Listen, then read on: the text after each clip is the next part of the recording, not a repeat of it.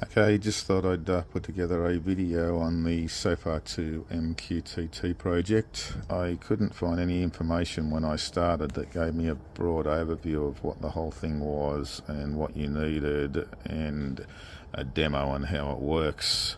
There's a heap of actual information on how to set it all up and do everything, but anyway, I thought I'd just put together a video of what I'm doing and how I use it. The SOFAR 2 Mqtt project it's something that was set up by a couple of they basically designed this little interface board that hooks into the RS485 port on the inverter, and then it can directly access the Modbus in the inverter.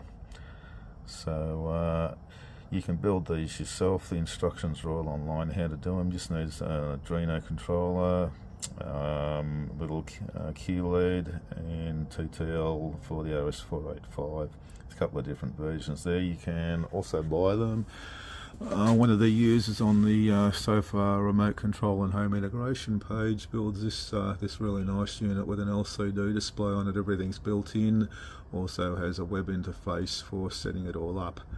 So what happens is that one of these devices talks to the RS485 port in the inverter, and then it can send signals directly to the inverter so that you can remote control it, as well as getting a bunch of readings out of the inverter so that you can then use them to run graphs and to monitor the system.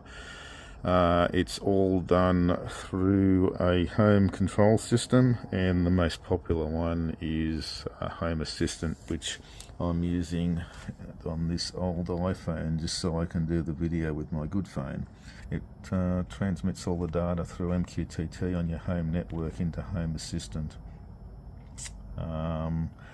I'll just go through how it works. I already had Home Assistant set up, which was a big advantage. If you don't, you'll need to set that up as well. And there's some fairly detailed instructions on that Facebook page that I mentioned, and there's a heap of information on there, and a heap of really clever people in that group who are generally happy to answer questions online if you want to ask them. If you research all the information, you'll find out most of what you need. So we can obviously switch all of our parameters and settings and everything manually. If we simply go to settings and we go to energy storage mode, we'll see that we're in self-use mode. We have a look at Home Assistant down here on Mqtt. If we go configure, and then we start listening to the Mqtt topic that we've set up, we'll find that about every 10 seconds or so all the information from the inverter will come through. And if we scroll across, you can see everything that's coming in from inverter temperatures, grid frequencies, grid power, grid voltage, consumption, the PV currents, which is at night time, so there's nothing.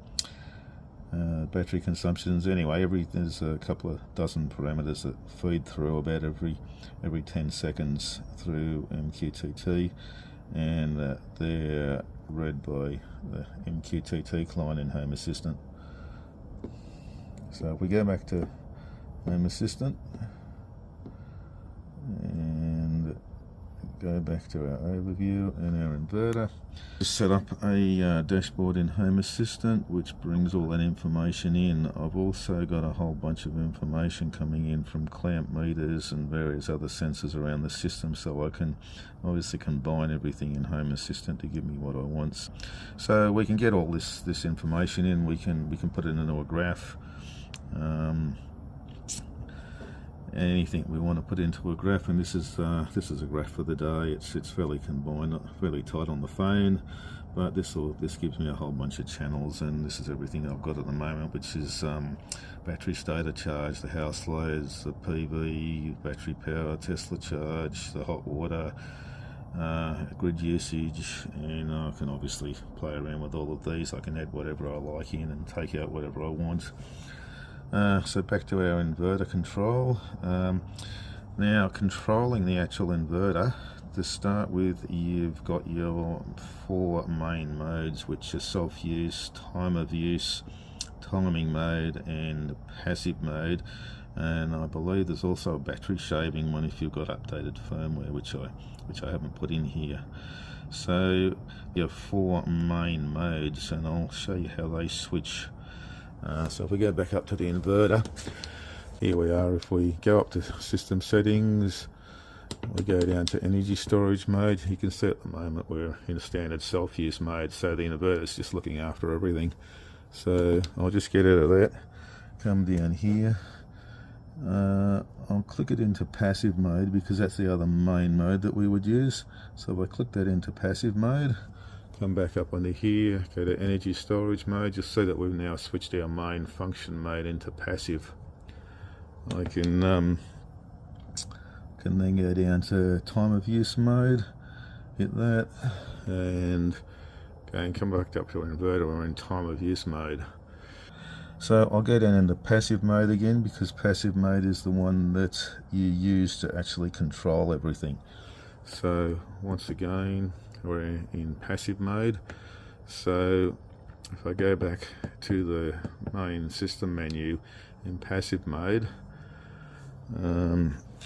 we've then got some controls down here in passive mode, and we can see battery discharge. So I'll set this on, say for example 1300 watts. So if I then press the button, it will then transfer the inverter into a 1300 watt discharge. And if we come back up here, we can see straight away on our battery 1.29, 1.3 kilowatts, so obviously 1300 watts discharge, and the house is drawing 88 watts, so you can see we're doing a discharge to the grid as well of about 240 watts.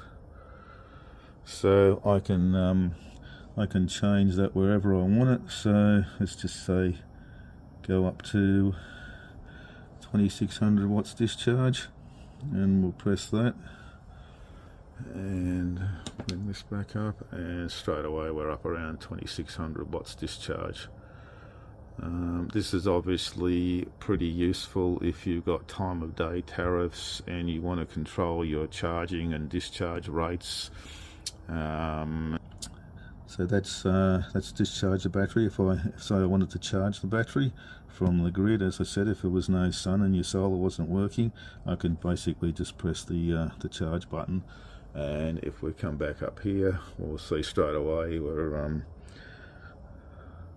we're charging the battery at 600 watts, which is so I'll change that around a little bit. So okay, so now I've changed it to 900 watts. I press that, and straight away we're at a 900 watt charge on the battery. So we've got all those modes. We've also got a standby mode down here, so I can compress that and it will just go into standby. So we're not doing anything from the batteries, solar or anything, it's just in the standby mode. We're pulling 900 watts out of the grid and we're putting that to the house. Okay, this is just a little bit of video I cut in. It's actually a day or so later, and I'm just getting the Mqtt up on the main PC, and it's a bit better format to read than what I had on the phone, and you can see all of the readings coming in. Home Assistant, you can do it from a PC, you can do it Android, Apple, anything you want remotely, tablets, anything you want, wherever you are in the world, you can obviously get in and control your inverter wherever you want it. Okay, just back up in the house on the main PC. I thought I'd come up here just to show you some graphs. This is the main graph I've got set up just to check everything. It brings all the information in from the Mqtt and from a bunch of clamp meters and everything else that's going on. I can just basically hover over anything that I want. That's my state of charge. So obviously it's ramped down overnight. It's come back to 100% during the day, and that's just ramping down back down again as we use it at night. That's my house load, which is always in a negative, and it just hovers around generally about a kilowatt PV, bit of a sketchy day with a lot of clouds, so that's basically just always in a positive. And battery, we've got the night use on the left, comes through transitions in the morning up to charge. We charge it up until it's fully charged, and that corresponds obviously with the state of charge, and then as soon as it starts to get dark at night and everything, it'll go back into a discharge mode on the right there. Tesla, I didn't actually charge the car last night because I didn't need to, so we got nothing on that one. Hot water just comes on in the middle of the day, generally when there's a lot of sun, and it just gives me a couple of kilowatts during the middle of the day to run the hot water. And this is the grid use, and you can see everything's working really nice because there's absolutely no negatives at all in any of that, which means that I haven't actually used anything from the grid, and all of this positive is the 33 kilowatt discharge back to the grid that I did today and got paid for. There's power graphs and there's meters, and you can just bring information in from everywhere and set your dashboards up. Okay, so I've also got weather up there as well, and what I'll do is just have a look at the weather for the next day, and if it's going to be a really bad day with no sun or solar or anything, then I can actually set the batteries to charge on the cheap tariff that I use to charge the car with, which is 1/5 of the normal price. So it means that if I do have to actually buy power, I can buy it at 1/5 of the normal price, which is the most I ever pay for it if I've got absolutely no solar and it's an entire week of rain. And last month I ran the car for just over 3,000 kilometres. I ran obviously the whole house, and by manipulating everything with the solar, cheap tariffs, the inverter control, I ended up with $29 credit and no power bill and no petrol bill. So yeah, that's what I'm doing with things. Hopefully you might have found this interesting. Yeah, I think it's a pretty good setup.